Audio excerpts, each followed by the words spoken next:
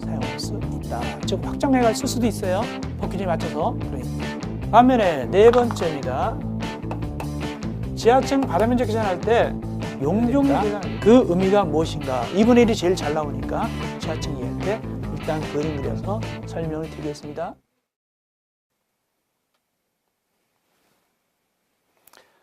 이제 우리는 기본 강의 24강이 되겠습니다. 24강은 거기에 괄호 4번 관리사무소입니다.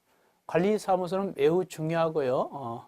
종전의 실무에서도 2차 과목인 같은 과목인 공동체 관리 실무에서도 그 계산하는 것이 객관식으로 나온 적도 있습니다. 그리고 매우 중요하죠.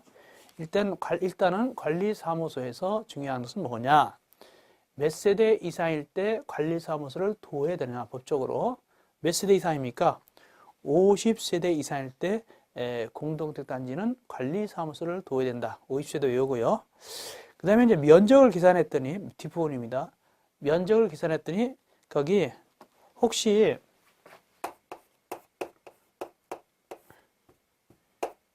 이렇게 돼 있으면, 나중에 고치긴 고치겠지만은, 제곱미터로 고치면 쉬워요. 제곱미터로 이렇게 고쳐놓고 하시기 바랍니다. 혹시 이렇게 나와 있으면은, 제곱미터로 고쳐놓고 계산하시면 되겠습니다. 제곱미터로 하시면 되겠습니다. 이렇게 돼 있으면 제곱미터로 읽으시면 되겠습니다.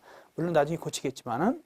자, 어쨌든 간에 그 관리사무소 면적을 계산했더니 100제곱미터가 넘었다. 초과했다. 이때는 얼마로 할 수 있다?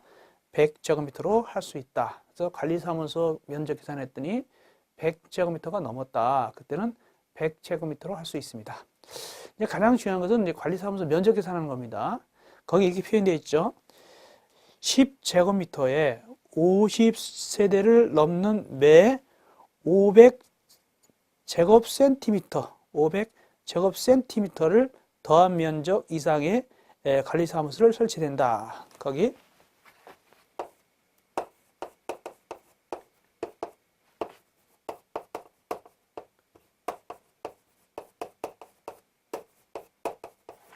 이렇게 고쳐놓고 생각하시면 되겠습니다. 나중에 고치겠습니다만. 자, 이것이 이제 면적 계산 방법인데 실제로 우리가 한번 해보겠습니다. 만약에 그 아파트 단지가 1050세대다. 이때 관리사무소 면적은 얼마가 나올까? 한번 해보겠습니다. 1050세대다. 그러면 1050세대면 그렇다면 관리사무소를 둡니까? 안 둡니까? 둬야 되겠죠. 왜 둬야 될까요? 50세대 이상에 들어가니까. 관리사무소 기준은 50세대 이상이잖아요. 근데 여기 1050세대니까 50세대 이상 들어가죠. 그러므로 관리사무소 두는데 이때 거기 보니까 이렇게 표현되고 있죠. 거기 10제곱미터에 50세대를 넘는 매 세대마다 500제곱센티미터를 더한 면적이다. 이건 뭐냐면 이런 뜻입니다. 일단은 10제곱미터를 둡니다. 10제곱미터. 다만 이것이 몇 세대를 기준하면 50세대입니다. 50세대. 그럼 이제 얼마 남았죠? 여기 1000세대 남았죠? 1000세대 남았죠? 이때 한 세대마다 얼마씩 곱하냐 하니까 거기 500제곱센티미터. 500제곱센티미터를 갖다가 곱한다는 얘기입니다. 근데 우리가 잘 알아야 될 것은 수학적으로 계산할 때 뭐가 통일되어야 되느냐. 여기 제곱미터하고 제곱센티미터, 즉 단위가 통일되어야 되거든요. 그래서 이걸 어떻게 고쳐서 계산하냐니까 500제곱센티미터를 0.05 제곱미터로 고쳐서 계산합니다. 실제 계산은 법으로는 500제곱센티미터 이렇게 되어 있지만 실제 계산은 0.05 제곱미터로 계산을 합니다. 그럼 이게 얼마냐니까 50이 되겠죠. 1000 곱하기 0.05 하니까 50제곱미터입니다. 그래서 합쳐서 얼마입니까? 합쳐서 모두 60제곱미터입니다. 이것이 바로 관리사무소 면적이 되겠습니다. 이걸 갖다가 이제 우리가 보통 수학적으로 계산하면 이건 이제 쉽게 얘기한 것이고 수학적으로 계산하면 이렇게 됩니다. 10제곱미터에다가 더하기 몇 세대? 기본 세대수 1050세대 빼기 50세대 곱하기 0.05 제곱미터 이렇게 하면 됩니다. 그러면 요거 10 나왔고 여기 얼마냐니까 이것이 60이다. 이것이 50이다 그랬어요. 50제곱미터. 합쳐서 얼마다 모두 60제곱미터가 되겠습니다. 그렇게 되겠습니다. 그리고 이제 관리사무소 공식을 이제 얘기한다면 이렇게 되겠죠. 공식입니다. 공식은 10제곱미터 더하기 세대수 빼기 50 곱하기 0.05 제곱미터, 이것이 바로 공식이 되겠습니다.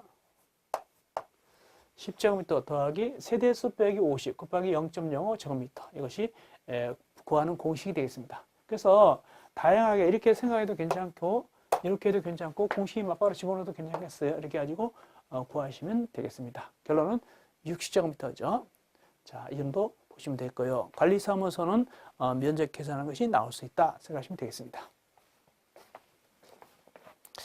그 다음에 거기 보니까 2번 관리사무소는 뭐 관리업무의 효율성과 입주물의 접근성을 고려하라. 이건 그냥 읽어보시면 되겠고요. 내려가서 5번째 수해방지. 수해방지란 뭐냐면 이제 비가 많이 왔을 때 옹벽이 축대가 무너져가지고 밑에 집이 깔린단 말이죠. 그럼 큰일 나거든요. 그래서 원칙으로 얼마나 띄어서 집을 지어야 되느냐, 이것이 바로 수해방지 등이 되겠습니다. 자, 거기 나오는데 이렇습니다. 방가로 1번 주택단지의 높이 2m 이상 옹벽 또는 축대가 있거나 이를 설치하는 경우는 그 옹벽 등으로부터 건물의 외곽 부분까지를 당해 옹벽 등 높이만큼 뛰어야 된다. 다음은 다음 각호 1에 해당할 때는 예외다. 이렇게 돼 있죠. 박스는 예외입니다. 그래서 원칙을 설명드릴게요. 방가로 1번 원칙입니다. 그림 그려드릴게요.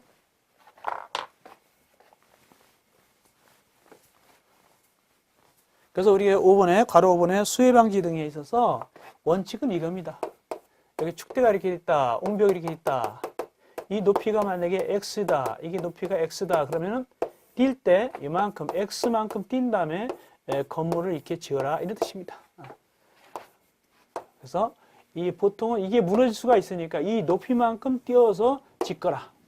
이게 y면 y만큼 뛰는 것이고 이렇게 된다는 거. 이것이 이제 원칙이 되겠습니다. 근데 예외도 있다. 박스입니다. 박스. 박스 안에 몇 번이냐니까 거기 1번.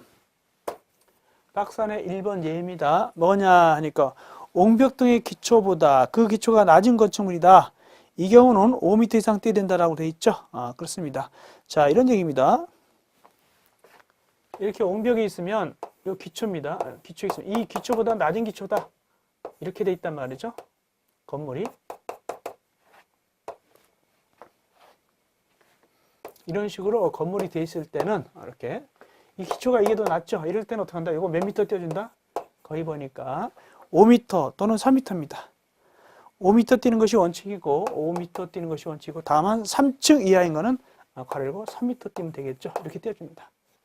그 다음에 이제 박스 안에 2번입니다. 박스 안에 2번 예입니다. 박스 안에 2번 예. 그 건축물이 박스 안에 2번 여기다가 그려드릴게요.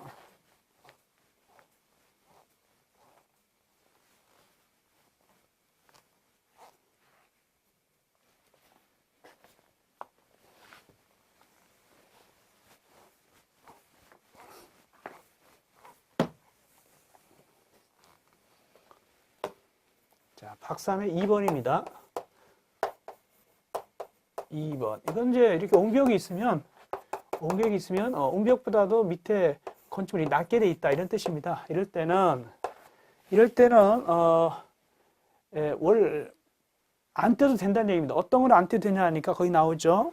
옹벽보다 남쪽에 위치한 건물의 지하 부분하고 땅 밑에 1m 이하인 부분은 그것은 안 떼도 괜찮다. 만약에 여기 1m, 여기 건물이 이렇게 돼 있다. 이렇게 1m다. 이렇게 여기 1m다. 또는 지하 부분이다. 이런 부분. 이게 지하 부분이고 이게 1m 이하인 부분입니다. 이럴 때는 이렇게 좀 가까워도 괜찮다는 얘기입니다. 가까워도 괜찮다. 이 거리가 가까워도 괜찮다. 이런 얘기가 되겠습니다. 어쨌든 기본적으로 몇 미터 띄워진다? 기본적으로 거기 2m에서 옹벽 또는 축대를 설치할 때는 이게 만약에 2m 이상이다. 그럴 때는 이 길이 이상 띄워줘야 됩니다. 그것이 원칙이다. 그런 얘기입니다. 그 길이만큼 띄워주라. 이어서 거기 그 다음 페이지입니다. 그 다음 페이지에 같은 그 수해방지 옹벽 얘기가 나오는데 이런 얘기 나오죠. 그 주택단지에는 배수구, 집수구 및 집수정 등 우수의 배수에 필요한 시설을 설치하라. 한마디로 주택단지에는 우수 뭐냐면 빗물 같은 걸 갖다가 잘 모아야 된다는 얘기죠. 왜냐면 그 넘치면 침수가 되니까 그런 뜻이고. 그 다음에 세 번째, 또 이제 물이 침수돼가지고 전화선이 뭐 침수됐다, 뭐 전기가 침수돼가지고 또 통화가 안 된다 그러면 안 되잖아요. 그래서 그 얘기하는 겁니다. 주택단지가 저지대 등 침수가 우려가 있는 지역의 경우는 주택단지 안에 설치하는 수전실, 전기 받는 것이죠.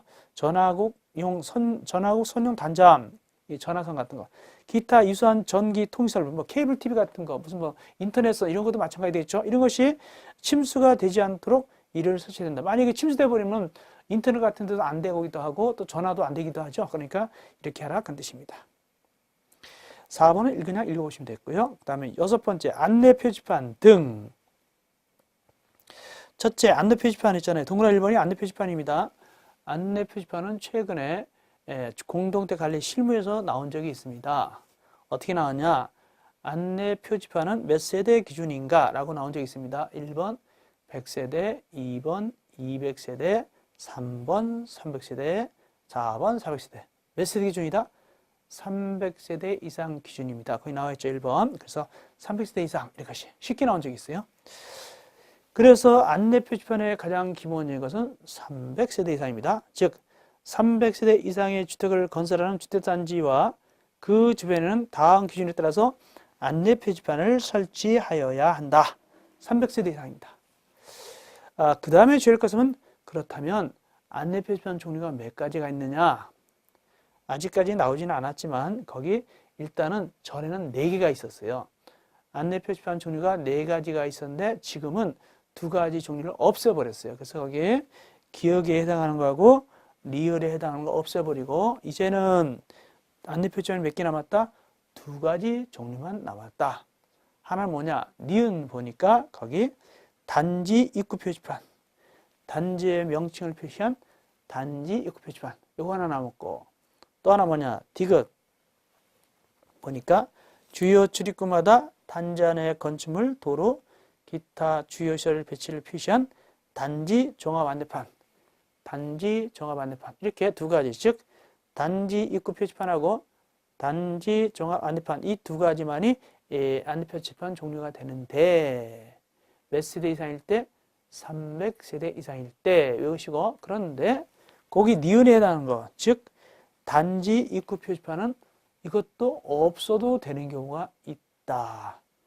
단지 입구 표지판이 없어도 되는 경우가 있다. 어떤 경우일까? 거기 바로 위에 본문에 나옵니다. 다만 니은에 따른 표지판은, 즉 단지 입구 표지판은 해당 사항이 표시된 도로 표지판 등이 있는 경우는 설치하지 아니한다. 즉 도로 표지판이 돼 있단 말이죠. 이미 그럴 때는 거기 니은에 단지 입구 표지판을 따로 설치하지 않아도 된다. 그 뜻입니다.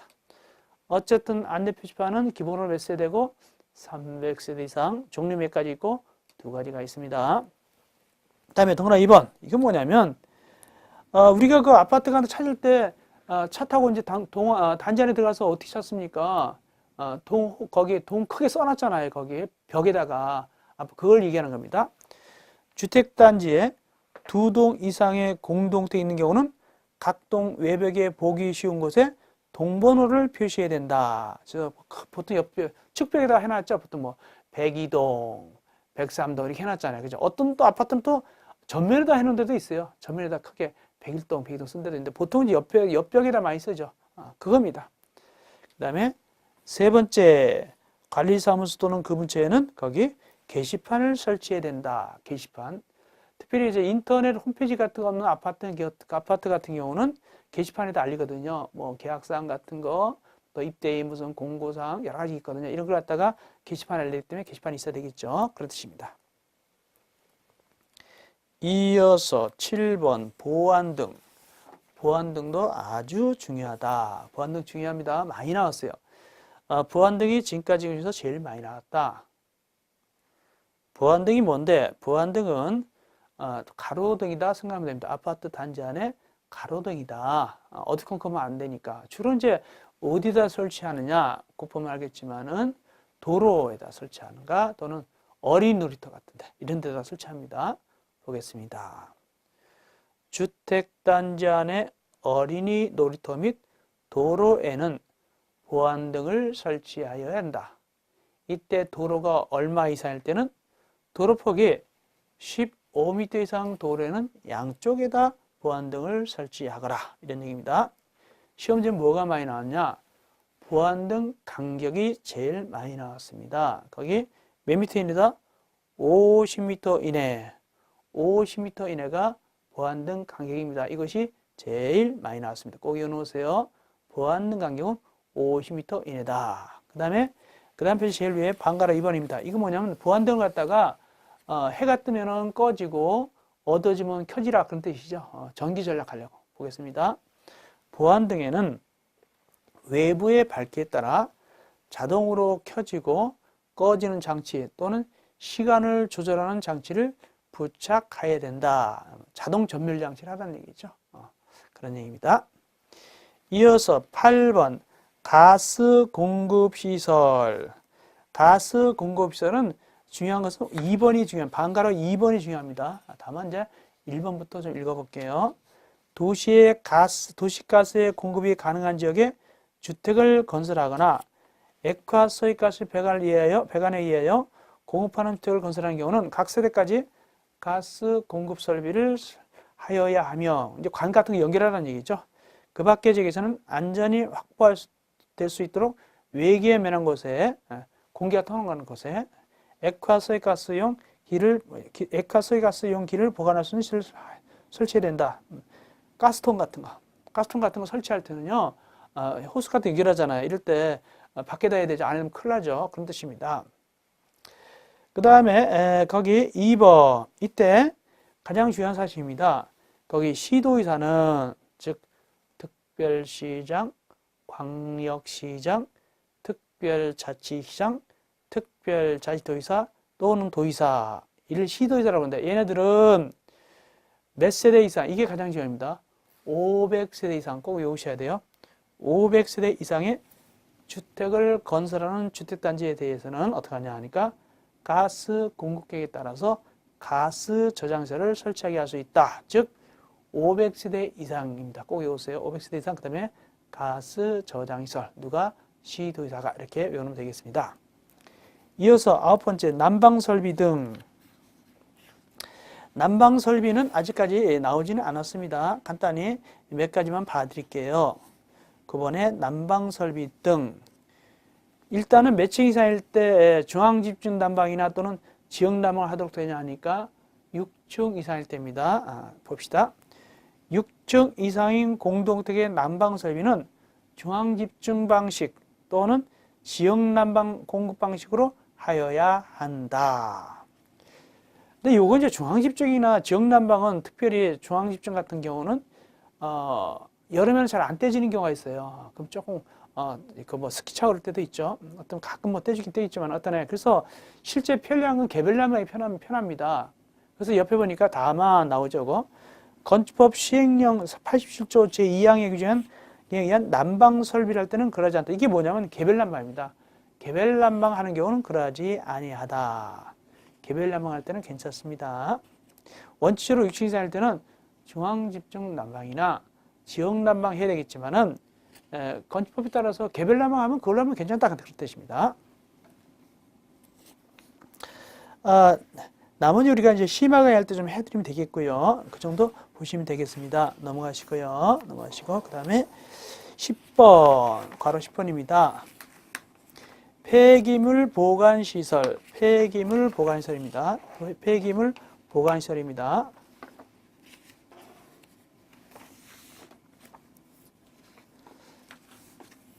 주택단지에는 생활 폐기물 보관시설 또는 용기를 설치하여야 하며 그 설치 장소는 차량의 출입이 가능하고 주민이 이용에 편리한 곳이어야 된다.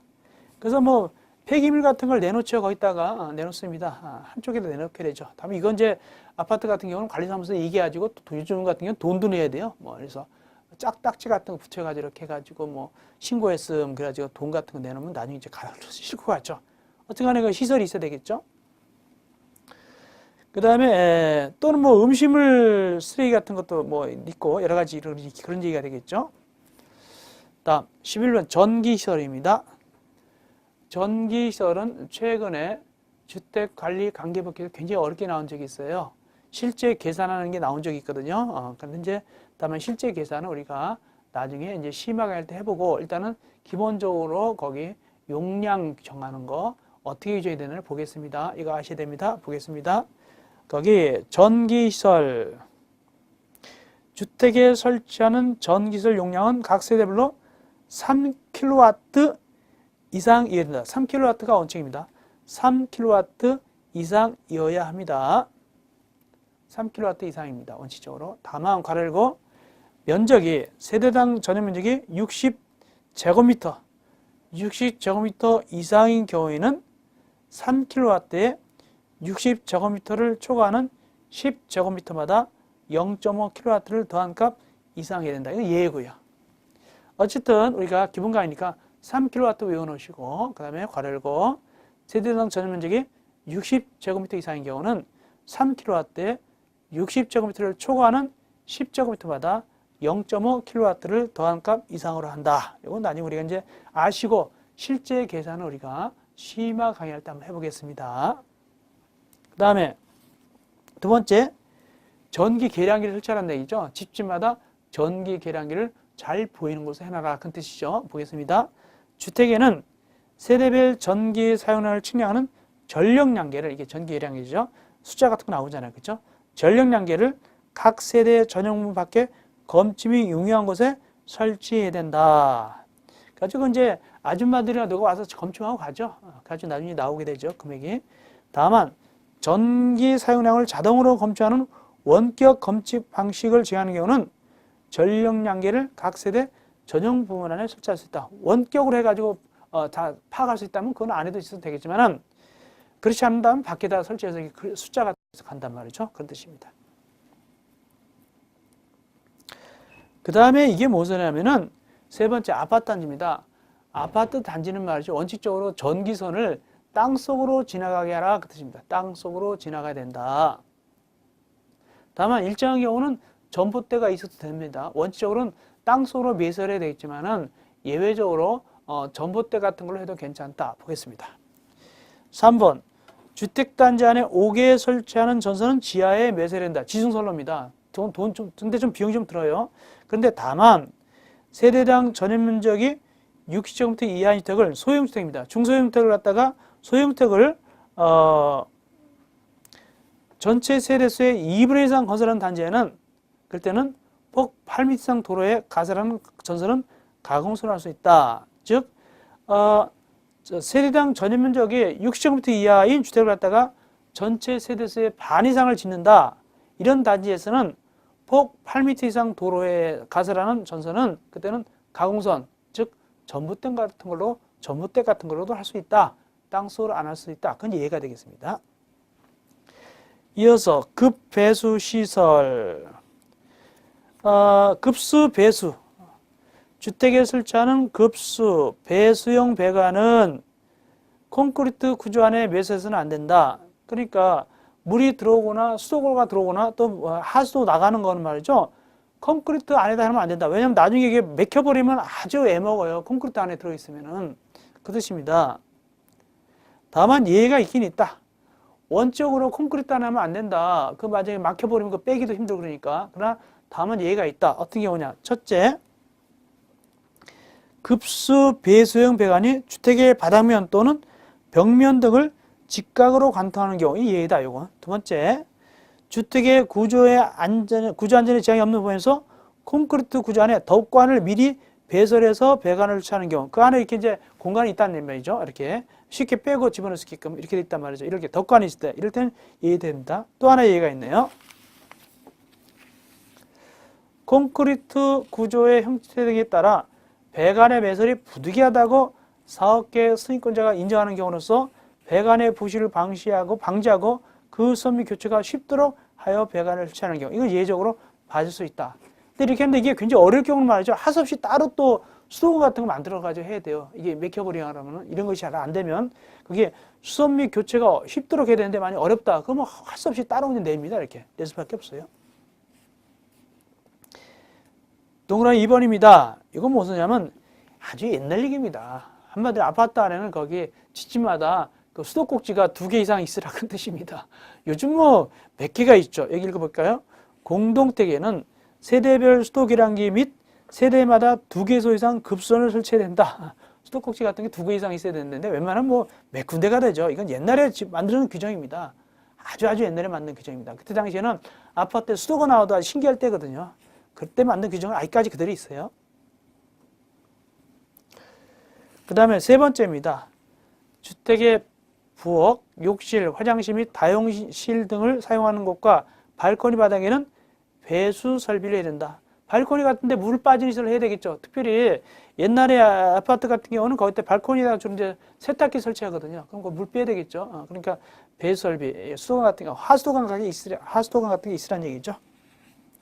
다만 급수 설비를 설치하지 않는 발코니는 그러지 않다. 근데 실제로 다 돼 있습니다. 왜냐하면 그게 이제 발코니 청소도 하고 그럴 때 물 청소도 하잖아요. 그리고 거기다 또 어떤 경우는 발코니에다가 꽃 같은 거, 나무 같은 것도 이렇게 하잖아요. 그죠? 그때 뭐 물 주고 이렇게 지저분한 것도 쭉 뿌려가지고 이렇게 할 수 있게끔 하니까 주로 이제 이 배수관이 다 돼 있죠. 네 번째, 배수 설비에는 악취 및 배수의 역류를 막는 시설을 해야 된다.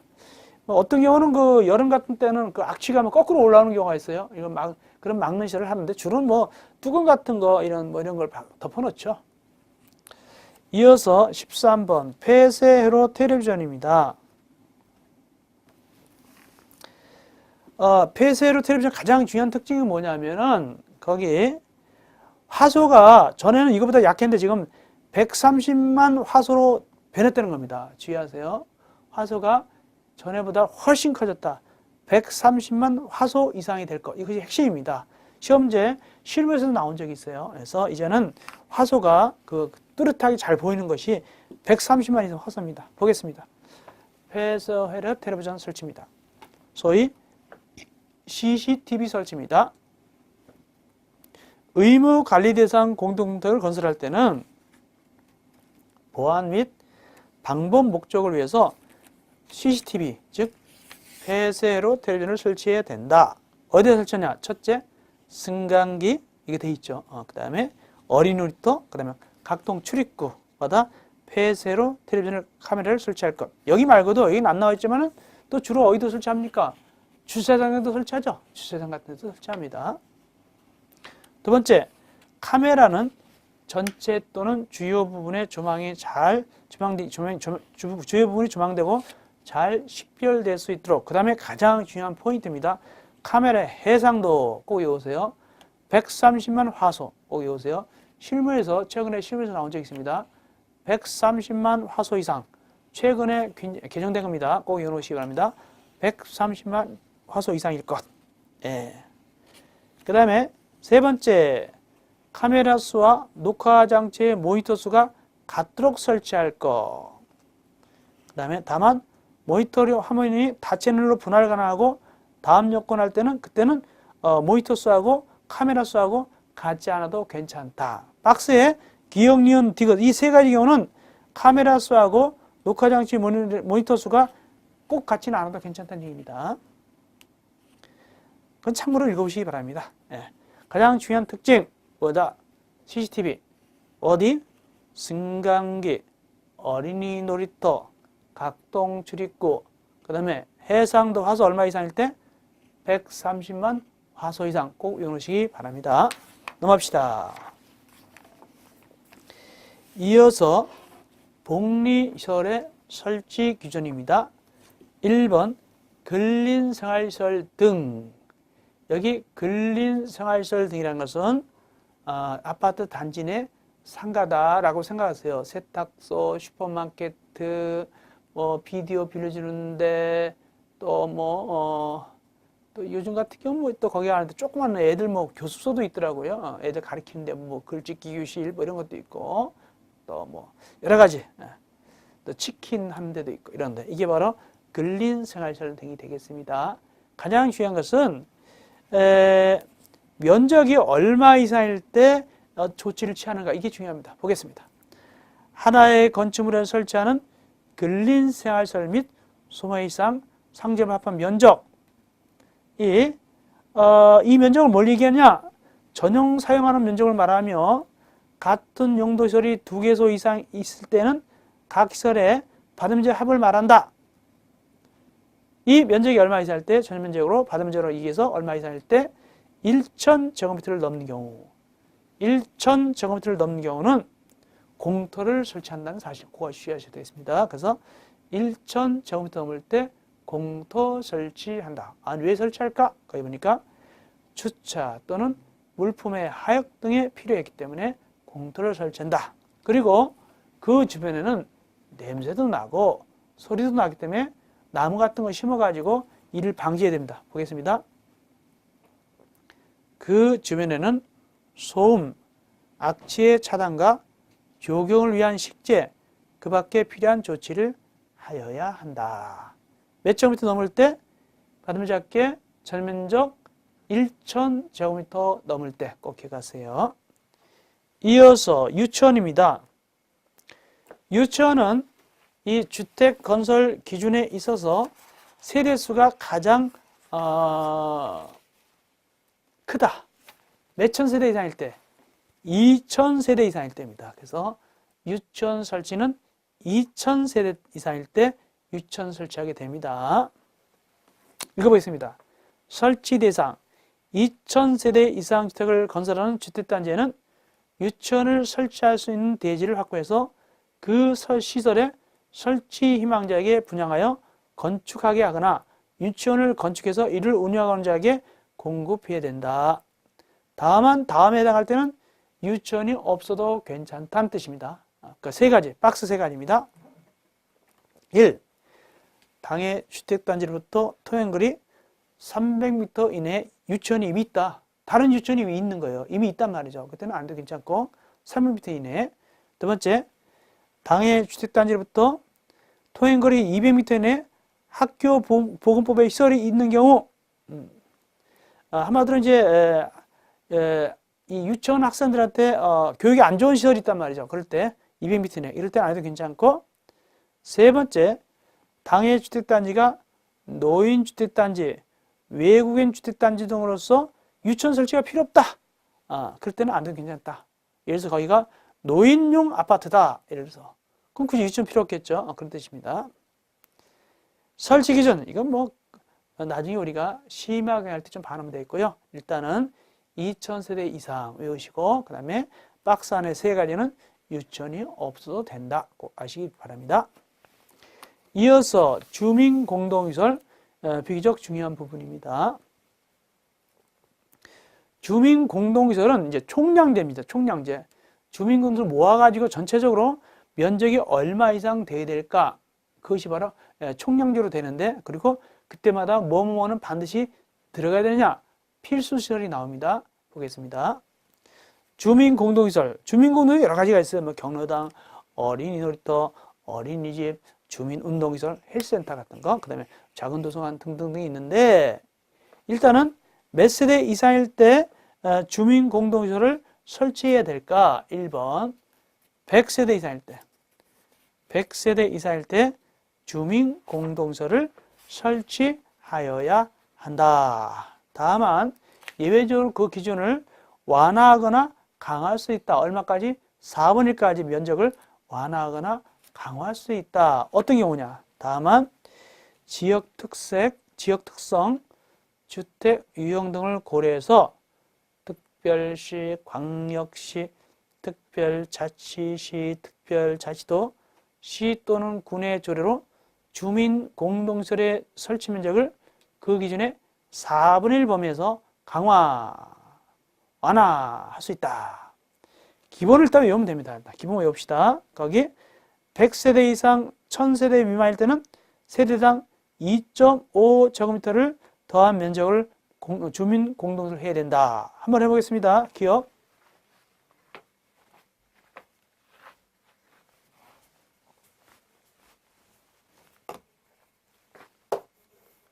100세대 이상 1000세대 미만일 때는 2.5제곱미터를 더한다. 그럼 결국은 2.5제곱미터를 곱한다는 뜻입니다. 그래서 예를 들어서 만약에 800세대다.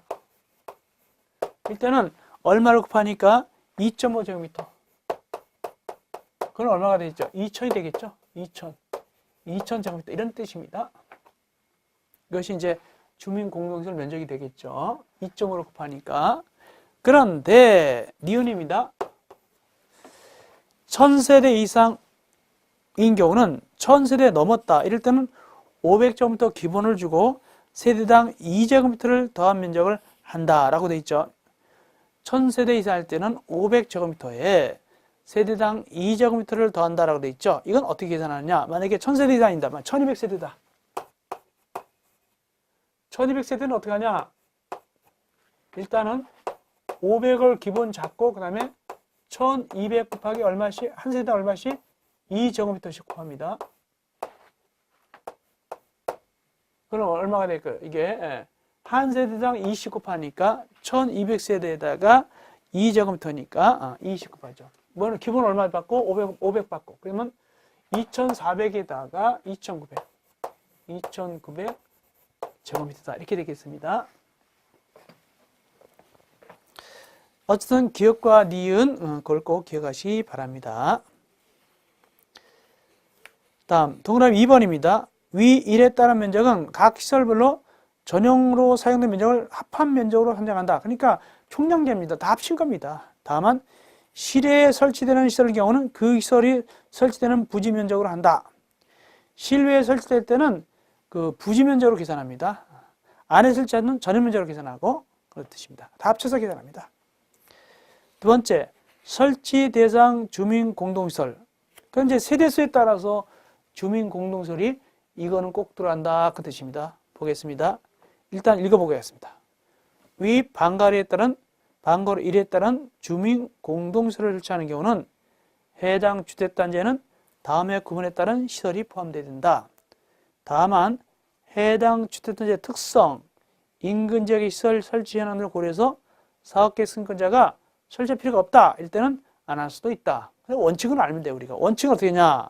여기 150세대 이상일 때는 경로당 어린 놀이터가 반드시 들어가야 되고 원칙입니다. 그다음에 300세대 이상 할 때는 경로당 어린 놀이터 어린이집이 꼭 들어가야 되고 그 다음에 500세대 이상 할 때는 경로당 어린 놀이터 어린이집 주민운동시설 그 다음에 작은 도서관이 꼭 들어가야 된다. 그러니까 최소한도 뭐는 꼭 들어갑니까? 150세대 이상 할 때 반드시 기본적으로 들어가는 것은 원칙적으로 경로당하고 어린이 놀이터가 되겠습니다. 그 다음에 차차차 늘어나게 되죠. 꼭 외우셔야 되겠네요. 이어서 6번 바닥 충격 성능 등급입니다. 바닥 충격 성능 등급이 뭐냐면 우리가 가장 문제가 되는 위층과 아래층 사이죠. 위에서 쿵쾅 소리 나면 안 된단 말이죠. 그래서 이걸 갖다가 그 기관에서 이걸 갖다 그 성능 등급을 갖다가 그 측정해가지고 인정해 준다면 그 기관이 이겨내는데 그 기관이 뭐냐? 누가 정해주냐? 바닥 충격음 성능 등급 인정하는 기관은 누가 정해주냐? 몇 등급이다, 몇 등급이다. 그래서 아파트가 이 등급이 좋을수록 소리가 잘 안 나겠죠. 이걸 누가 정해주냐? 국토교통부 장관이 정합니다. 보겠습니다. 1번 국토교통부 장관은 법에 따라 주택 건설 기준 중 공동택 바닥 충격음을 차단 구조의 바닥 충격음 차단 구조의 성능 등급을 대통령령으로 정하는 기준에 따라 인정하는 기관을 지정할 수 있다. 그래서 그 성능 등급 인정 기관에서 등급을 매길 수 있다는 얘기입니다. 2번 바닥 충격음 성능 등급 인정 기관은 성능 등급 인정받은 제품이 다음 어느 하나에 해당하면 그 인정을 취소할 수 있다. 다만 기억에 대할 때는 반드시 취소를 하여야 한다. 취소사입니다. 다만 기억이는 반드시 취소, 필요적 취소사인데 그 다음 페이지 올라가 봅시다. 1번 그 성능 등급 인정기관에서 하는 겁니다. 취소하는 경우인데 기억, 거짓이나 그 밖에 부정한 방법으로 인정받았다. 이때는 반드시 취소를 하여야 합니다. 그 다음에 니은은 취소할 수 있죠. 하야하는 건 아니고 취소할 수 있답니다. 인정받은 내용과 다르게 판매 시행했다. 인정 제품이 국토교통부를 정하는 품질 관리 기준을 준수하지 않았다. 인정의 유효기간을 연장하기 위한 시험 결과를 제출 안 했다. 이럴 때는 니은은 취소할 수 있고 기억은 취소해야 됩니다. 누가? 인정기관에서. 나머지 3번, 4번은 추상적이니까 넘어가고요. 동그라미 5번을 아셔야 되겠네요. 동그라미 5번입니다. 동그라미 5번.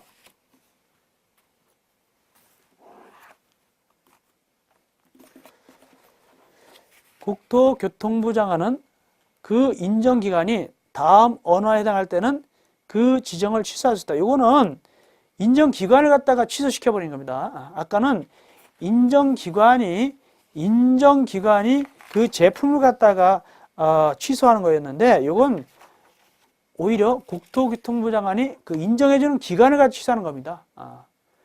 어떤 경우냐?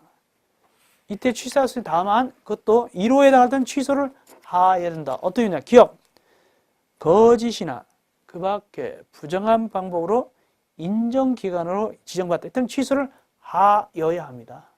나머지 니은, 리을, 특별히 리을입니다. 정당한 사유 없이 2년 이상 계속하여 인정을 수행하지 않다. 맨날 놀고 앉았다는 얘기죠. 정당한 사유 없이 뭐 일거리가 없다는 얘기죠. 정당한 사유 없이 2년 이상 실적이 없단 말이죠.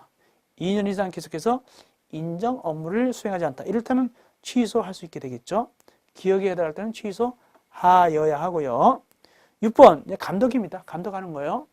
국토교통부 장관은 그 인정기관에 대해서 성능급의 인정 현황 등 업무에 관한 자료를 제출하게 하거나 소속 공무원에게 관련 서류 등을 검사하게 할 수 있다. 감독할 수 있다는 얘기죠.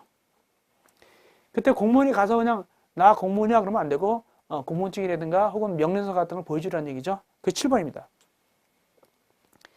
위에 따라 검사를 하는 공무원은 그 권한을 나타내는 증표를 지니고 이를 관계인에게 내보여야 된다. 이렇게 되겠습니다.